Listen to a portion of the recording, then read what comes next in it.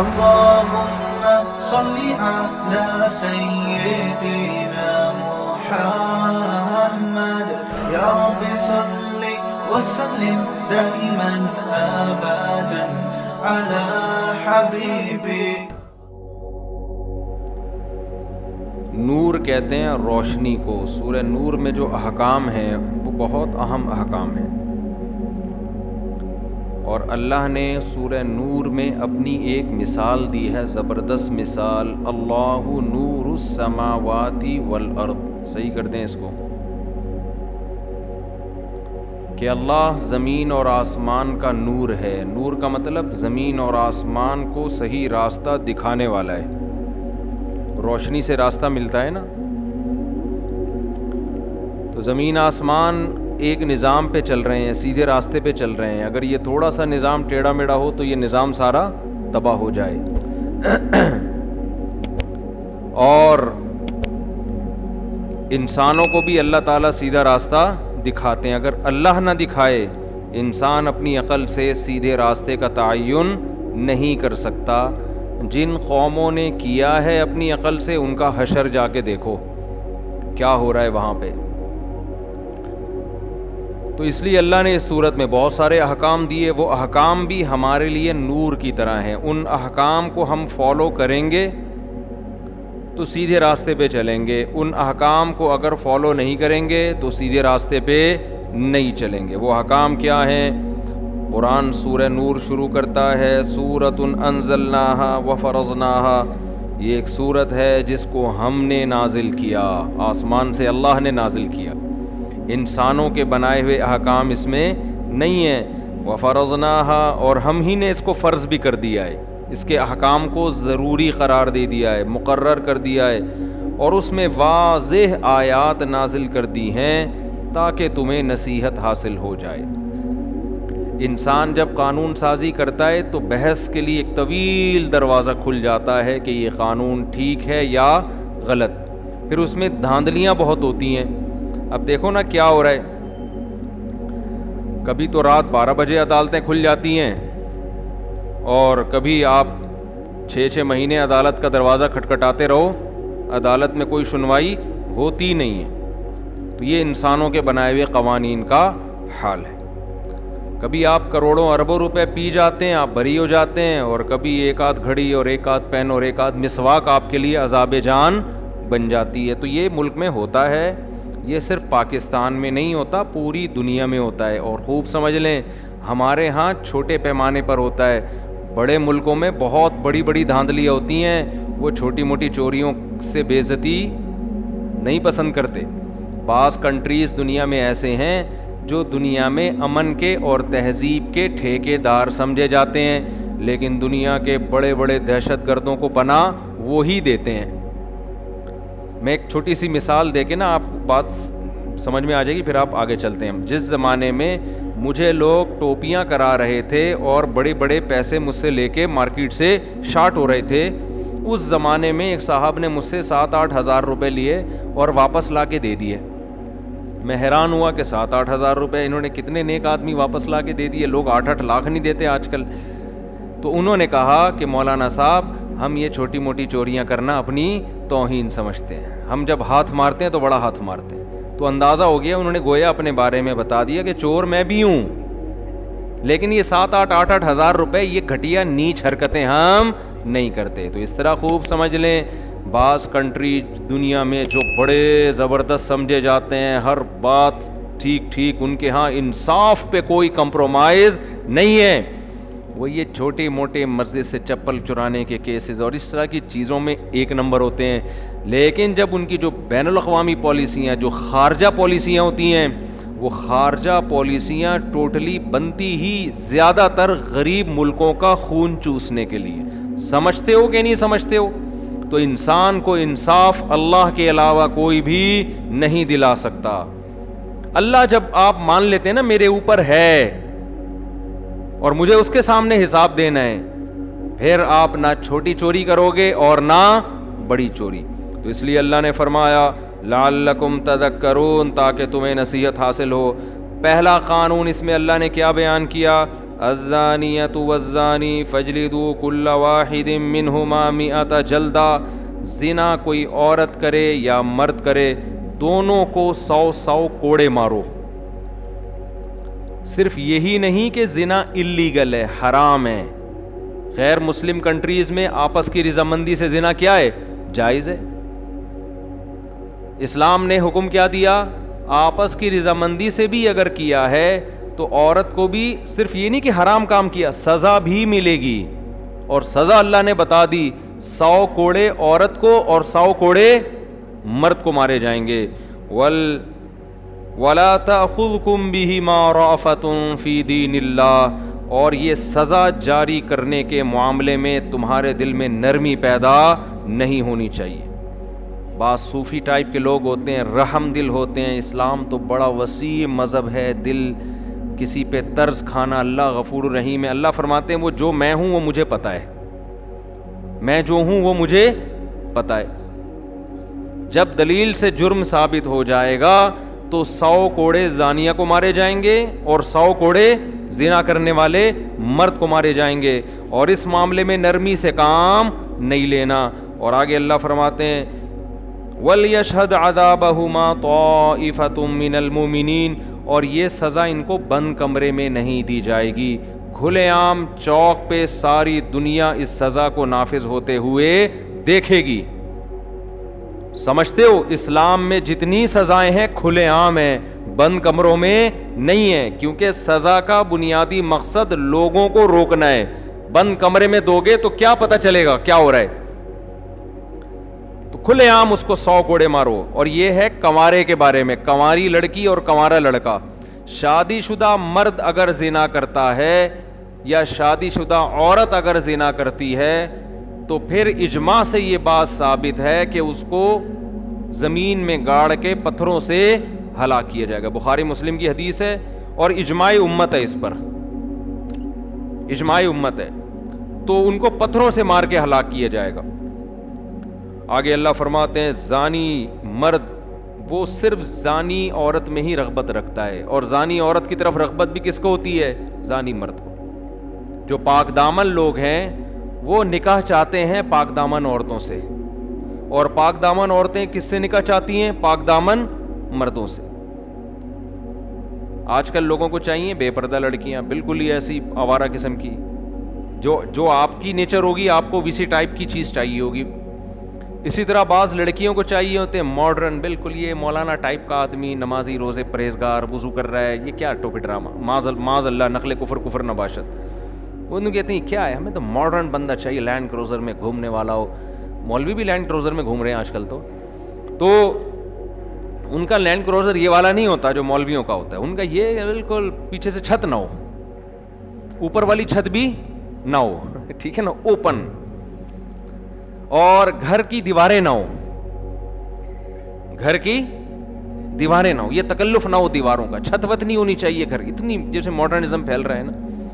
تو ان خواتین کو میں کہتا ہوں، ایک خاتون کا فون آیا کہ میرا میاں لڑکیوں میں دلچسپی بہت لیتا ہے، میں بہت ٹینشن میں آئی ہوئی ہوں، آفس میں بھی دوستیاں ہیں اور جھمیلے لڑکیوں کے ہر وقت۔ تو میں نے ان سے کہا کہ جب آپ کے لیے رشتہ آیا ہوگا کسی تبلیغی جماعت میں وقت لگے ہوئے آدمی کا، اس کی داڑھی واڑی ہوگی، آپ نے ملا کہہ کے رد کر دیا ہوگا کہ ہمیں یہ مولانا ٹائپ کا نہیں چاہیے، ہمیں چاہیے لبرل۔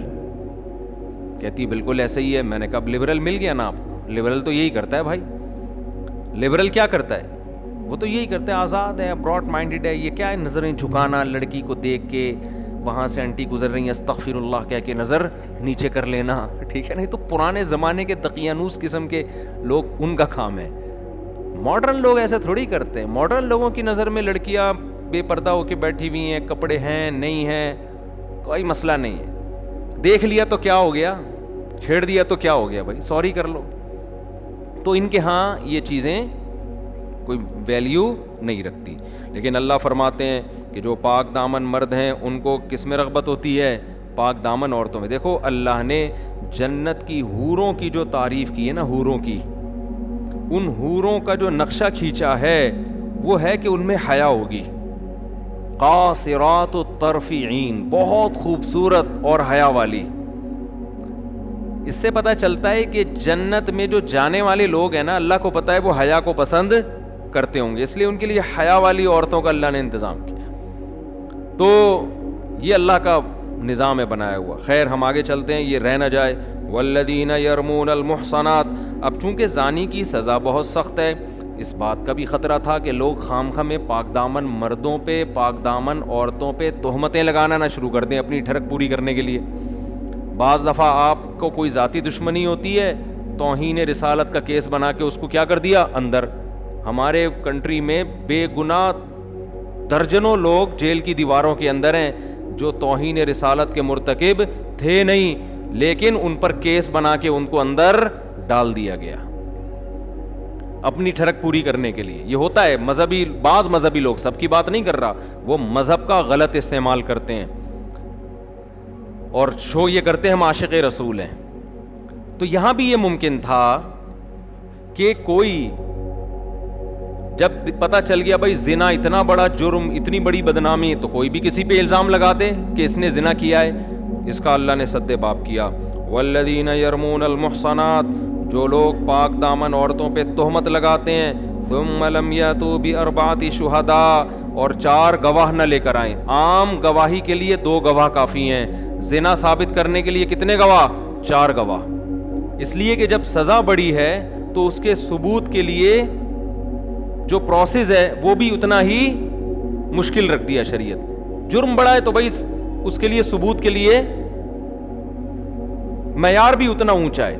تو اسی طرح یاد رکھو، توہین رسالت کی سزا پاکستان میں کیا ہے؟ قتل ہے نا. تو جرم بڑا ہے، سزا بھی کیا ہے؟ بڑی ہے.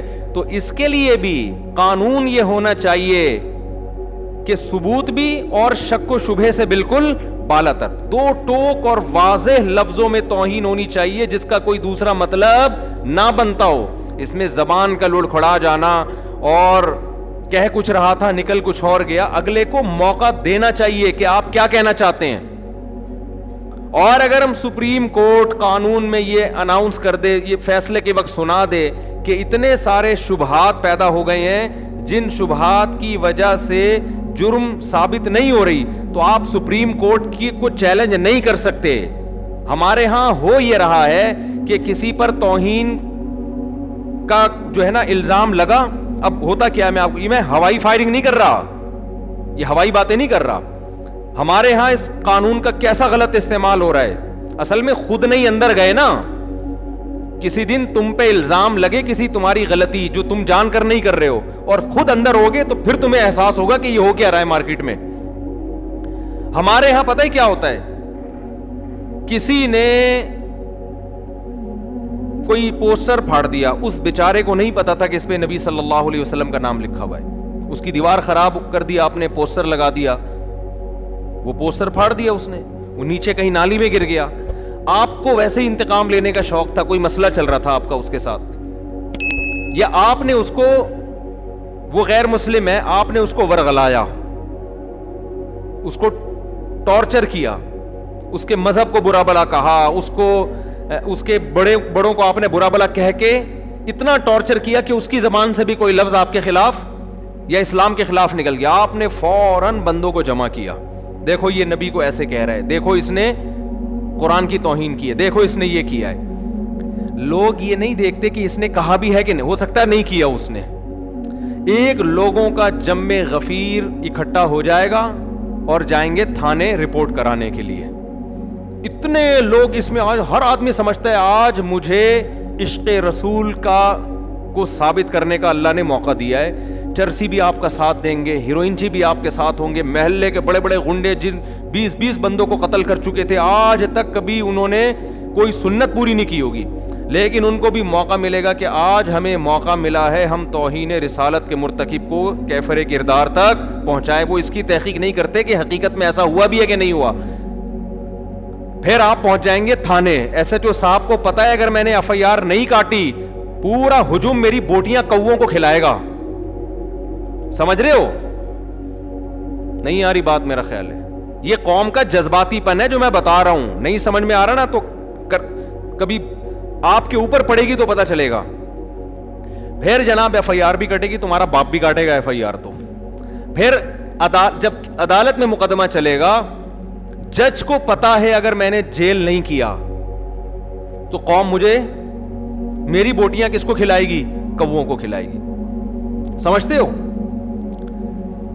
اور ادھر سے جو وکیل ہوگا نا, جو اس کی طرف سے وکیل ہے جس پر فرد جرم لگی ہے, اس کو پتا ہے کہ اگر میں نے اس کا زیادہ دفاع کیا تو میری بوٹیاں کس کو کھلائی جائیں گی؟ کووں کو. بتاؤ ایسے موقع پہ انصاف ملے گا کسی کو؟ نہیں. یہی بات سمجھ میں. پھر جب وہ کیس اس کے اوپر چلے گا, ہر جج پہنائے گا کہ یار یہ آگے کسی کو, پھر کیس چلتا ہے لمبا. پھر لوگ کہتے ہیں ہم تو پہلے ہی کہتے تھے حکومت قادیانیوں سے ملی ہوئی ہے, سیدھا سیدھا لٹکا کیوں نہیں رہی اس کو مجرم کو؟ ہم تو پہلے ہی کہتے تھے یہ حکومت یہودیوں کی ایجنٹ ہے.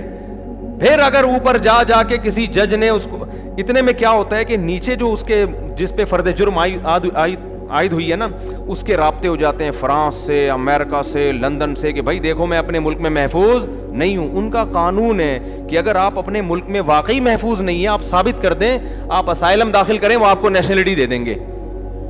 میں ہانگ کانگ ہو کر آیا ہوں, سینکڑوں نہیں ہزاروں پاکستانی ہیں جنہوں نے یہ کہا کہ ہم پہ حملہ ہوا, جھوٹے حملے کروا کے کیس داخل کر کے ہانگ کانگ کی نیشنلٹی لے لی. پڑے ہوئے وہاں پڑے ہزاروں ہیں, نیشنلٹی نہیں بھی ملتی تو وہ اسٹے کی اجازت دے دیتے ہیں آپ. تو اس بیس پر بھی پھر لوگ کہتے ہیں ہم تو پہلے ہی کہہ رہے تھے کہ غیر ملکی طاقتیں اس کے ساتھ ملی ہوئی ہیں, اور حکومت بھی غیر ملکی طاقتوں کے ساتھ ملی ہوئی ہے, یہ تو ہیں ہی سارے وہاں کے ایجنٹ. پھر اگر سپریم کورٹ بری کر دے اور قانون میں لکھ دے کہ جی اتنے پوائنٹ ہیں, اتنے شبہات ہیں جس کی وجہ سے ہم یقینی طور پہ نہیں کہہ سکتے کہ اس نے توہین کا ارتکاب کیا ہے, تو سپریم کورٹ کو گالیاں, وہ معین اختر کے ماموں جیسے گالیاں دیتے تھے نا. پروگرام دیکھیں آپ لوگ آج میرے مشورے پر, معین اختر اور انور مقصود کا پروگرام ہے, جس میں انور مقصود معین اختر سے پوچھ رہے ہیں آپ کے ماموں کیا کرتے ہیں, اس نے کہا گالیاں دیتے ہیں. نلکے میں پانی نہیں آتا, نلکے کو گالیاں. سمجھ رہے ہو؟ اتنی بجلی ہے نہیں, بل پورا آتا ہے, کس کو گالیاں؟ KISC والوں کو گالیاں. مالک مکان کوئی سہولت دیتا نہیں, کرایہ لینے جاتا ہے, مالک مکان کو گالیاں. جب کرایہ نہیں دیتے تو پولیس کو بلاتے ہیں, پولیس کے ایسے ایسے پارٹس کو گالیاں کہ پولیس والے کہتے ہیں ہم نے یہ پارٹس کا نام کبھی سنا بھی نہیں ہے. صحیح ہے؟ تو وہی کام ہمارے ہاں عوام کر رہی ہوتی ہے. تو قوم میں جذباتی پن کچھ ضرورت سے زیادہ ہے, میچور نہیں ہے ہماری قوم. مذہب کا غلط استعمال کر کے آپ اپنے اوپر پابندیاں ملک میں لگاؤ گے. پاکستان ابھی گرے لسٹ میں ہے, اور یہی حرکتیں تھوڑے دن اور چلیں تو بلیک لسٹ میں آ جائے گا. پھر جب تمہیں کھانے کو روٹی نہیں ملے گی, پہننے کو کپڑا نہیں ملے گا, گالیاں دو گے اپنے حکمرانوں کو. وہ تو ویسے ہی دیتے رہتے ہو, مجھے کوئی اس پر اعتراض نہیں ہے. ٹھیک, کچھ گالیاں تو صحیح بنتی ہیں, کچھ غلط بنتی ہیں. صحیح اور غلط میں فرق کیا کرو, سوچ سمجھ کے گالی دیا کرو کہ یہ والی گالی یہاں فٹ ہو بھی رہی ہے کہ نہیں ہو رہی ہے. بنتی ہے تو آپ دو بھائی, ثواب ملے گا آپ کو, نہیں بنتی تو نہیں دو. ہر چیز میں ہم لوگ کیا کرتے ہیں, جس کو ہم نے غلط کہہ دیا تو اب ہر اس کے کام میں غلطی تلاش کرنی ہے, جس کو صحیح کہہ دیا اس کے ہر غلط کام کو بھی صحیح قرار دینے کی کوشش کرنی ہے. حکمران بہت سارے کام غلط کرتے ہیں لیکن کچھ صحیح بھی کر رہے ہوتے ہیں.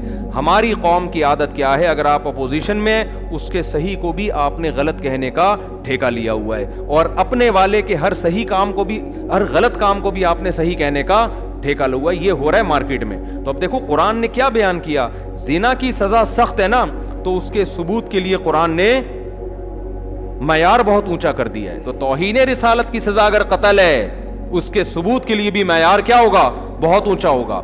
ہر شک کا فائدہ مجرم کو ہوگا. جہاں تھوڑی سی کنفیوژن پیدا ہوگا, دیکھو زنا میں کیا ہے, 4 آدمی گواہی دیں گے عدالت میں جا کے. کتنے گواہی دیں گے؟ 4. فقہا نے بیان کیا جہاں بھی جج کو ذرا سا تردد ہوا نا کہ کچھ گڑبڑ ہے, فوراً سزا کیا ہوگی, ساقط. شک کا فائدہ کس کو پہنچایا جائے گا, مجرم کو. وجہ کیا ہے کہ ایک بے گناہ آدمی مارا جائے, یہ بدترین ہے اس سے کہ 100 گناہگار چھوٹ جائیں. زیادہ زیادہ یہی ہوگا نا, اس نے زنا کیا تھا مگر سزا نہیں ملی, معیار گواہ اس معیار کے نہیں تھے, تو یہ اتنا برا نہیں ہے. لیکن آپ نے معیار گرا دیا اور اس کی وجہ سے کوئی بے گناہ پہ زنا کی تہمت لگ کے اس کو سزا دے دی, یہ بہت خطرناک ہے. تو دنیا کا اصول ہے, اسلام کا بھی اصول ہے, جرم ثابت ہونے میں اگر ذرا بھی تردد ہو تو اس تردد کا فائدہ کس کو پہنچایا جاتا ہے؟ مجرم کو. جرم ثابت کرنے کے لیے دلائل چاہیے ہوتے ہیں, سزا کو ٹالنے کے لیے دلائل کی ضرورت نہیں ہوتی, ثابت ہونے کے لیے دلائل کی ضرورت ہوتی ہے. تو اب فقہا نے کیا بیان کیا, کیونکہ زنا کی سزا بہت سخت ہے, تو 4 مرد ہوں گے, اس میں عورت کی گواہی بولو نہیں چلے گی, اس لیے کہ اس میں تھوڑا سا امکان ہے, تھوڑا سا امکان, کیونکہ خواتین کی عادت ہے کہ جب کسی کو بدنام کرنا چاہتی ہیں سب سے بڑا حربہ ان کے پاس فحش الزام لگانا ہوتا ہے. یہ میاں بیوی کے جھگڑوں میں ہمیں بہت دیکھنے کو ملتا ہے, میاں بیوی کے جھگڑوں میں, کہ جب مسئلہ ہوگا نا فوراً میرا میاں, کیونکہ اس الزام کو لوگ جلدی قبول کر لیتے ہیں, لوگ کہتے ہیں اس کی بیوی ہے, یہ گھر کے حالات زیادہ جانتی. میں نہیں کہہ رہا ساری عورتیں ایسا کرتی ہیں, اور جو بیان سن رہی ہیں وہ تو بالکل کبھی بھی نہیں انہوں نے ایسا کیا. میں صرف یہ کہہ رہا ہوں کہ فحش الزام لگانے کے معاملے میں مردوں میں کی بجائے عورت میں یہ الزام کا ریشو زیادہ ہے.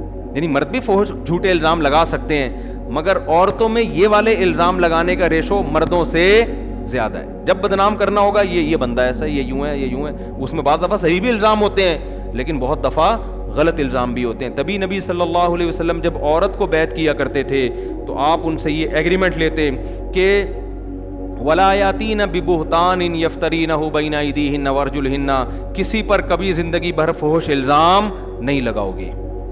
سمجھتے ہو؟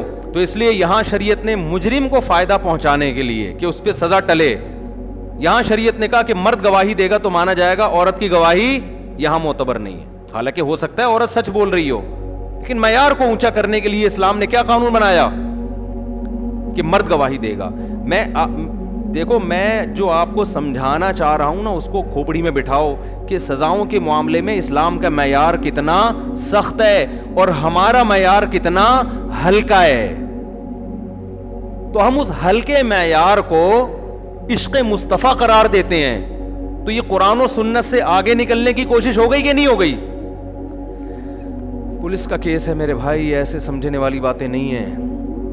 اسلام کہہ رہا ہے کہ بہت اونچا معیار کرو اگر سزا سخت ہوگی, اور ہم کیا کہہ رہے ہیں, نہیں ہم توہین رسالت یا اس کے معاملے میں ہم کسی کی نہیں سنیں گے. اور ایسے ایسے نعرے ایجاد کیے ہوئے ہیں نا, وہ میں نعرے بتاؤں تو پھر ایسا نہ ہو کوئی کسی خاص تنظیم پہ جا کے فٹ کرتے کہ یہ نعرے تو یہ لوگ لگا رہے تھے, تو خامخواہ کی دشمنیاں. نعرے ہی غلط ہیں, جو نعرے ایجاد کیے گئے ہیں نا وہ نعرے ہی کیا ہیں, وہ شریعت کے خلاف ہیں. تو اس لیے زیادہ فنٹر بننے کی کوشش مت کرو. تو اسلام کیا کہتا ہے, 4 گواہ ہوں گے, وہ کیا ہوں گے؟ مرد ہوں گے. فقہا پھر آگے بیان کرتے ہیں, کیونکہ حدیث میں آتا ہے ادرؤوا الحدود ما استطعتم, جتنا ممکن ہو حد کو ساقط کرو, یعنی جب تک پورا ثبوت نہ ہو جائے. اسی وجہ سے حضرات فقہا نے پھر اجتہاد کیا اسی حدیث کی روشنی میں کہ 4 گواہوں کو بلایا جائے گا, جب وہ گواہی دیں گے ان کے جرح ہوگی کہ یہ صحیح بھی ہیں, ایسا تو نہیں ان کا کہ اس سے کوئی دشمنی چل رہی ہو, قرضہ نہ دے رہے ہو, اس وجہ سے الزام لگا دیا. تو اس کو کہتے ہیں جرح. عدالت جرح کرے گی, صحیح طرح سے پرکھے گی کہ ان کا کوئی ذاتی مفاد تو نہیں ہے.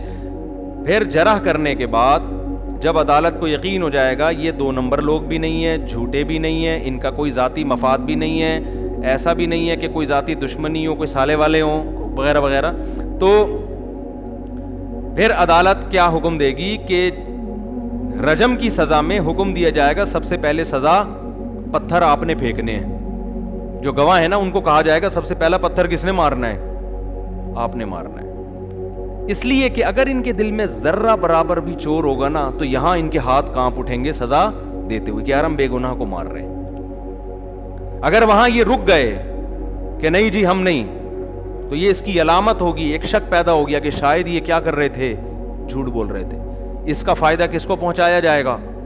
مجرم کو پہنچایا جائے گا. اور بھی بہت ساری شرطیں ہیں جو ابھی میں بیان کروں گا تو پورا ٹائم اسی میں لگ جائے گا. اصل مقصد اسلام کا فلسفہ سمجھانا ہے کہ جہاں سزا سخت ہوگی اس کے ثبوت کے لیے معیار بہت زیادہ اونچا ہو جائے گا, سخت ہو جائے گا. اس میں آپ جذباتی پن پہ آ گئے نا اگر کہ اس کو عدالت نے کیوں بری کر دیا, اس کو عدالت نے کیوں بری کر دیا, یہ تو توہین کا مرتکب تھا تو عدالت نے بری کر دیا. آپ اگر عدالت کو کہتے ہو نا یہ عدالتیں 2 نمبر ہیں, تو قوم کو بھی آپ ایک نمبر نہیں کہہ سکتے کہ ان کا بھی کوئی بھروسہ نہیں ہے کہ انہوں نے جس پر مقدمہ ڈالا وہ واقعی مجرم ہے بھی یا نہیں ہے، ان کا بھی کوئی بھروسہ نہیں ہے۔ آگے چلتے ہیں ہم، آگے قرآن کہتا ہے والذین یرمون ازواجہم، ہاں قرآن کہہ رہا ہے اگر فإن لم یاتوا بالشہداء، اگر یہ 4 گواہ نہ لے کر آ سکیں، فجلدوہم 80 جلدہ، تو جنہوں نے گواہی دی ہے الٹا ان کو 80 کوڑے مارو۔ 2 آدمی چلے گئے عدالت میں گواہی دینے، 3 آدمی چلے گئے کہ اس نے زنا کیا ہے، چوتھا نہیں لا سکے وہ، تو قرآن کیا کہتا ہے الٹا، ان کو کیا کرو 80 کوڑے مارو، کہ جب تمہارے پاس گواہی کا نصاب ہی نہیں تھا تو تمہیں خام میں کسی پہ الزام لگانے کی بولو ضرورت کیا تھی۔ مثال کے طور پر آپ نے کہہ دیا معذرت کے ساتھ بھی، آپ ہے نہیں، آپ نے کہہ دیا یہ چور ہے، یہ کرتے ہیں لوگ نا۔ اب لوگ آپ سے پوچھ رہے ہیں آپ کے پاس کیا ثبوت ہے، کہہ رہے ہیں ثبوت تو نہیں ہے میرے پاس لیکن مجھے پتا ہے یہ چور ہے۔ بھائی جب تمہارے پاس ثبوت نہیں ہے تمہیں پھینکنے کی ضرورت کیا ہے بیٹھے بیٹھے؟ ایک بات خام ایک شرری چھوڑ دی نا معاشرے میں فساد، اب آپ قسمیں اٹھا رہے ہو اللہ کی قسم مجھے، میں یقین سے کہہ رہا ہوں یہ چور ہے۔ ہم کہیں گے بھائی جتنا اس کے چور ہونے کا امکان ہے اتنا ہی آپ کے جھوٹا ہونے کا بھی امکان ہے۔ آپ کو اگر یقین بھی ہے آپ جانو آپ کا اللہ سے معاملہ ہے، پبلک میں وہی بات کی جائے گی جس کا آپ کے پاس ثبوت ہوگا، کیونکہ یہ معاشرے میں فسادی ہونے کی علامت ہے کہ آپ نے ایک شرری چھوڑ دی ایک معاشرے میں، اس کو ثابت کرنے کے لیے آپ کے پاس دلیل نہیں ہے، اگرچہ آپ برحق ہیں، اگرچہ آپ صحیح ہیں، لیکن اسلام آپ کو صحیح ہونے کے باوجود بھی فسادی کہتا ہے اور جھوٹا کہتا ہے کہ جب تمہارے پاس دلیل نہیں ہے، گواہ نہیں ہے، تم بات کر کیوں رہے ہو؟ اب دیکھو 4 آدمی گواہ دیں گے تو اس کا فائدہ یہ ہوگا کہ اس کو سزا ملے گی، 4 سے کم میں اس کو سزا نہیں ملے گی۔ جب سزا نہیں اس کو مل رہی تو اس کا سوائے ایک آدمی کے گناہ کو لوگوں کے سامنے ایکسپوز کرنے کا اور تمہاری کوئی نیت نہیں ہے، تو شریعت میں حکم یہ ہے گناہ پہ پردہ ڈالا جائے، نہ کہ گناہ سے پردہ اٹھایا جائے۔ نہیں آ رہی بات میرا خیال ہے۔ آج کوئی کہیں کوئی بے حیائی کا کام کر رہا ہوتا ہے، کوئی خفیہ ویڈیو لیک ہوتی ہے، کیسے مزے سے لوگ ایک دوسرے کے ساتھ شیئر کرتے ہیں، نہیں کرتے؟ کرتے کہ نہیں کرتے؟ تو آپ کا کیا خیال ہے یہ جائز کام ہے شریعت میں؟ مجھے ایک بات بتاؤ نا، اسلام گناہ کو ہائی لائٹ کرنے کا، نمایاں کرنے کا، اس کے گناہ کو ایکسپوز کرنے کا حکم دیتا ہے یا گناہ پہ پردہ ڈالنے کا حکم دیتا ہے؟ تو جب پردہ ڈالنے کا حکم دے رہا ہے تو کسی کی خفیہ ویڈیو لیک کر کے یوٹیوب فیس بک کی زینت بنانا یہ اچھا کام ہے یا برا کام ہے؟ میں حیران ہوتا ہوں جو لوگ لوگوں کی خفیہ ویڈیوز ہائی لائٹ کر رہے ہوتے ہیں نا، جس کی ویڈیو ہے اس کو تو گالیاں پڑ رہی ہوتی ہیں، ویڈیو چھپ کے بنانے والے کو کوئی ایک حرف بھی نہیں کہہ رہا ہوتا، حالانکہ وہ اس بات کے زیادہ لائق ہے کہ اس کو کوڑے لگائے جائیں۔ یہ بھی ہماری قوم کا ایک بہت بڑا المیہ ہے کہ لوگوں کی خفیہ کیمرے لگے ہوئے ہوتے ہیں ہوٹلوں میں، وہ پکڑا گیا، دیکھو لوگ کہہ رہے ہو دیکھو اس کی حرکتیں دیکھو، بھائی اس کی حرکتیں یقیناً بری ہیں، اس کی حرکتیں خدا کی قسم اس سے زیادہ بری ہیں جس نے بند کمرے میں خفیہ کیمرہ لگایا تھا۔ میرے سامنے کیس آیا، ایک صاحب کو کسی سے دشمنی ہو گئی، پیسوں کا کوئی لین دین کوئی مسئلہ، تو اس نے اس کے کمرے میں چپکے سے کیمرہ لگوا دیا۔ وہ بندہ کوئی فحاشی وغیرہ کرتا تھا، لڑکیوں سے تعلقات تھے اس کے، چھپ کے، کھلے عام نہیں۔ اب اس نے اس کے کہیں نا کیمرے میں کمرے میں خفیہ کیمرہ لگوا دیا تاکہ اس کو پکڑ لے کہ دیکھو اس کی لڑکیوں سے کیا ہے ناجائز، وہ کہیں چلی گئی ہوگی کوئی لڑکی وڑکی کوئی فاحشہ، اور پکڑ لیا اس کو، ٹریس کر دیا۔ اب اس کو بلیک میل کر رہا ہے کہ یہ تیری ویڈیو میں اپلوڈ کر دوں گا۔ جو مجرم تھا وہ میرے پاس آیا، مجھے کہنے لگا یار میں ٹھیک ہے گنہگار آدمی ہوں، لیکن اس بندے نے، اور وہ بندہ بھی مذہبی تھا جس نے یہ کام کیا ہے، اتنی بڑی داڑھی اس کی، اس بندے نے میرے ساتھ یہ کیا ہے۔ میں نے کہا بھائی تو مجرم ہے، میں تجھے اپریشیٹ نہیں کرتا، تو لڑکیوں سے زنا کر رہا ہے، لیکن خدا کی قسم جس بے شرم انسان نے یہ کیمرہ لگایا ہے نا، لکھوا لو مجھ سے کہ قیامت کے دن شاید اللہ تجھے معاف کر دے، لیکن مجھے امید نہیں ہے کہ اللہ اس کو معاف کرے گا، اس لیے کہ آپ کو کس نے یہ اتھارٹی دی ہے کہ آپ کسی کی پرائیویسی میں ایسا گھسو؟ کیونکہ دیکھو انسان جب اللہ کے ساتھ یعنی گناہ کرتا ہے اور اللہ کو پتا ہوتا ہے، 100 بار توبہ کرے گا، توبہ کا دروازہ اس کے لیے کھلا ہوا ہے، ثم اجتباہ ربہ فتاب علیہ وہدا. قرآن کہتے ہیں آدم سے خطا ہوئی, توبہ کی, بالکل اللہ نے ویسا ہی مقرب بنا لیا جیسے خطا سے پہلے تھے. لیکن جب آپ کا گناہ لوگوں کے سامنے آ گیا, آپ 100 بار اللہ سے, ایک بار اللہ سے توبہ کرو معاف کر دے گا, اب 100 بار بھی توبہ کرو اللہ معاف کرے گا, پبلک کبھی بھی معاف نہیں کرے گی. اور ایسا ذلیل انسان اپنی اولاد کی نظر میں, بیوی کی نظر میں, رشتہ داروں کی, سب کیا اس کی کوئی عزت رہ جائے گی گھر کے اندر؟ کتنی بڑی سزا دے دی آپ نے اس کو. یہ کام ہمارے ہاں مذہب کے نام پہ بھی ہو رہا ہوتا. ہم کہتے ہیں ہم بندے کو نا بتانا چاہتے تھے 2 نمبر ہے 1 نمبر نہیں, اس لیے ہم نے ایکسپوز کر دیا اس کو. تو خوب سمجھ لو, جو چھپ کے تنہائی میں گناہ کر رہا ہے, شریعت میں اس کے گناہ پہ پردہ ڈالنے کا حکم ہے. اس کے گناہ کی اس ستاری کی چادر کھینچنے کی اجازت آپ کو بولو نہیں ہے. بعض خواتین یہ کام کر رہی ہوتی ہیں گورنمنٹ کے اداروں میں, کسی سے دشمنی ہوتی ہے نا, پہلے اس کو سیٹنگ کر کے پھنسائیں گے, سیٹنگ کر کے پھنسا کے خفیہ کیمرے لگا دیے, پھر قابل اعتراض حرکتوں کو کیا کر دیا, لیک کے یہ دیکھو یہ بندہ کیا ہے, یہ بندہ 2 نمبر ہے. تو لوگ, وہ بندہ ہے 2 نمبر, میں اس کو نہیں کہہ رہا, لیکن میرے بھائی جتنے جوتے اس بندے کو پڑنے چاہیے نا, اس سے ڈبل جوتے اس عورت کو پڑنے چاہیے, اس سے ڈبل جوتے کس کو پڑنے چاہیے, اس عورت کو. تو یہ فلسفہ ہے جو ہمیں اس سے پتہ چلتا ہے. قرآن کہتا ہے اگر 4 گواہ نہیں لے کر آئے فجلدوہم 80 جلدہ, تو ان کو کتنے کوڑے مارو, 80 کوڑے. ایک سزا تو 80 کوڑے کی, اور دوسری سزا کیا ہے, وَلَا تَقْبَلُوا لَهُمْ شَهَادَةً أَبَدًا, اور آج کے بعد ان کی گواہی کسی بھی معاملے میں کبھی بھی قبول نہیں ہوگی, ہمیشہ کے لیے کالعدم, کبھی بھی ان کی گواہی قبول نہیں ہوگی. ہمارے ہاں تو ایسا ہوتا ہے کہ سپریم کورٹ کی طرف سے کسی کو چور قرار دینے کا ٹھپا لگا دیا جاتا ہے, نہ صرف یہ کہ اس کی گواہی قبول ہوتی ہے, اس کو ملک کا صدر اور پراپر طریقے سے وزیر اعظم بنا دیا. گواہی تو بہت چھوٹی چیز ہے ہمارے ملک میں, پراپر طریقے سے بنا دیا جاتا ہے. الحمدللہ اب دوبارہ بننے کے چانسز اللہ نے چاہا تو ہو گئے ہیں, اور انشاءاللہ اس سے پیٹرول بھی سستا ہو جائے گا, اور حج 7 لاکھ سے دوبارہ کس پہ آ جائے گا, 2.5 لاکھ. اور اگر یاد رکھو سستائی ہو گئی نا تو اور بیڑا غرق ہونے والا ہے, اس کی علامت ہے, کیونکہ یہ نیچرل سستائی نہیں ہے. ہاں یہ سمجھ لو, اگر سستائی ہو گئی تو یہ اور خطرناک ہے, کیونکہ وجہ یہ ہوگی کہ اس طرح سے سستائی ہوگی کہ پھر دبا کے پیسہ لے کے کھلا دیں گے اور ہماری نسلوں کو عذاب میں ڈال دیں گے, پھر بالکل گروی ہو جائیں گے. میں کہتا ہوں امریکہ سیدھا, پاکستان سیدھا امریکہ کے حوالے کر دو, کالونی بنا دو. غلامی سے بہتر ہے کہ ان کی گورنمنٹ کو مان لو نا. آپ نہیں آ رہی سمجھ میں رہنے تو پھر وہ سارا ٹاپک ہی ہمارا کہیں اور چلا جاتا ہے. وَيَدْرَأُ عَنْهَا, پھر اللہ نے فرمایا, اس میں اور حکام ہیں وہ بہت لمبے ہو جائیں گے, جلدی جو موٹے موٹے حکام ہیں میں بیان کر کے وہ آگے چلتے ہیں ہم. اچھا, قرآن میں اس میں حضرت عائشہ رضی اللہ تعالی عنہ پر تہمت لگی تھی. سورہ نساء میں یہ آیتیں پہلے نازل ہو چکی تھیں, ابھی بھی نازل ہوئی نا, اس سے پہلے نازل ہو چکی تھیں کہ جب بھی کہیں کوئی کسی پر زنا ثابت ہوگا تو اس کے لیے 4 گواہوں کا انتظام کرو. امی عائشہ رضی اللہ تعالی عنہ پر منافقوں نے تہمت لگائی, کسی کو کا مشاہدہ نہیں تھا, کسی نے اپنی آنکھوں سے نہیں دیکھا, ایک فتنہ معاشرے میں پھیلا دیا, اور بعض معصوم صحابہ بھی اس کے اندر مبتلا ہو گئے. تو قرآن میں پھر نبی حضرت عائشہ رضی اللہ تعالی عنہ کی برات کا اعلان کیا. اس کو واقعہ عفک کہتے ہیں. عفک کہتے ہیں جھوٹ کو, یعنی ایک جھوٹ کا واقعہ جو امی عائشہ رضی اللہ تعالی عنہ پر تہمت لگائی گئی.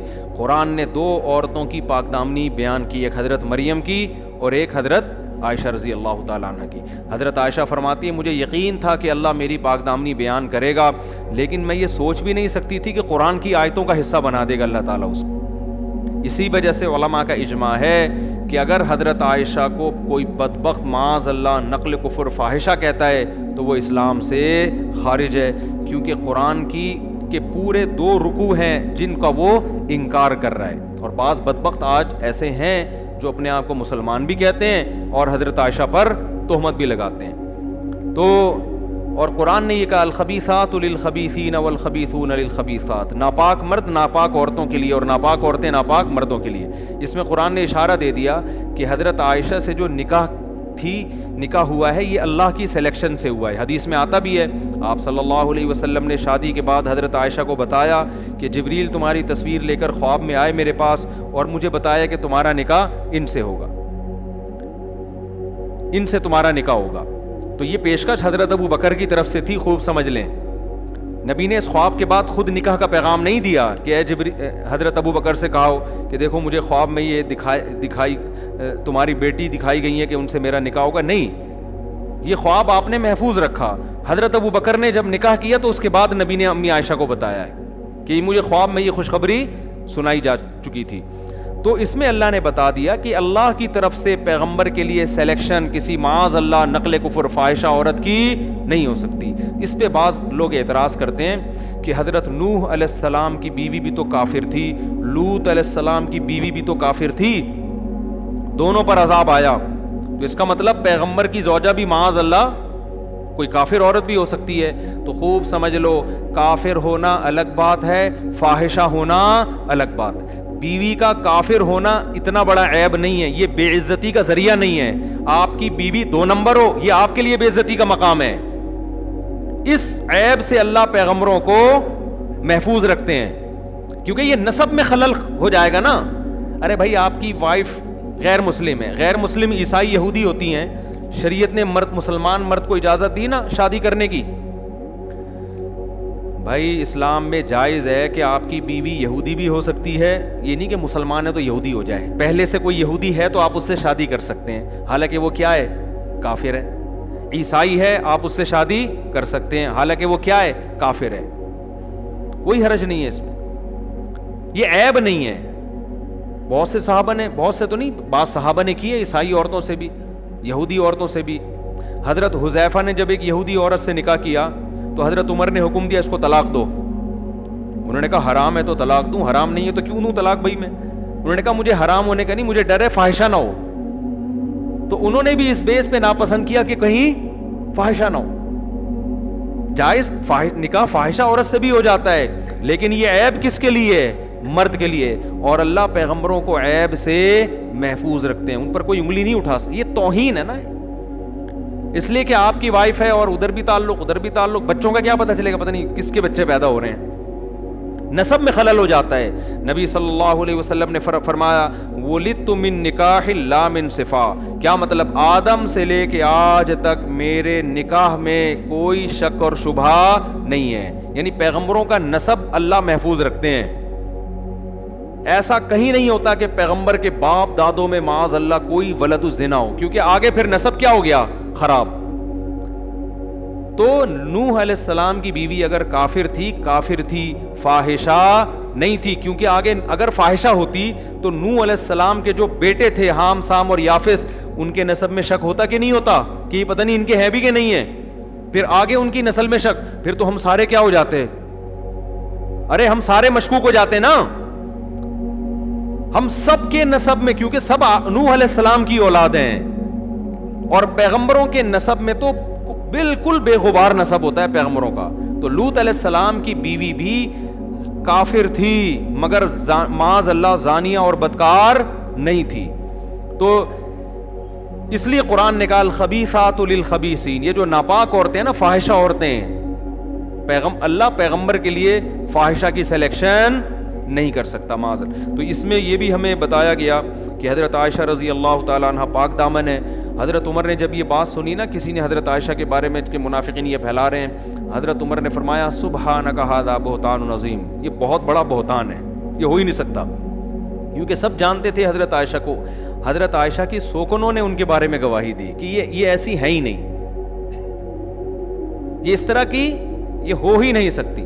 تو قرآن نے بھی کہا کہ لولا اذ سمعتموہ، کہ تم نے یہ سنتے ہی کیوں نہیں کہہ دیا سبحانک ھذا بہتان عظیم، کہ یہ بہت بڑا بہتان ہے. پھر قرآن نے کہا ان الذین یرمون المحصنات الغافلات المؤمنات، جو پاک دامن اور سیدھی سادھی عورتوں پہ تہمت لگاتے ہیں ان کے لیے بہت بڑا عذاب ہے. یہاں اللہ نے غافلات کا لفظ استعمال کیا، سیدھی سادھی عورتیں جن کو ان بے حیائی کے چکروں کا پتہ نہیں ہوتا. حضرت مولانا اشرف علی تھانوی رحمہ اللہ نے اس آیت کے تحت لکھا ہے کہ عورت کا بھولا بھالا اور سیدھا سادہ ہونا ایک خوبی ہے، کیونکہ یہاں قرآن اس کے غافل ہونے کو ایک خوبی کے طور پہ بیان کر رہا ہے. ڈیڑھ ہوشیار ہونا یہ خوبی نہیں ہے. مفتی طارق مسعود صاحب کے بیانات سننے کے لیے youtube.com/مفتی طارق مسعود کو سبسکرائب کریں، اور اگر آپ لائیو ویڈیو کو کبھی بھی مس نہیں کرنا چاہتے ہیں तो सब्सक्राइब करने के बाद बेल आइकन पे क्लिक करना मत भूलें। जज़ाकल्लाह।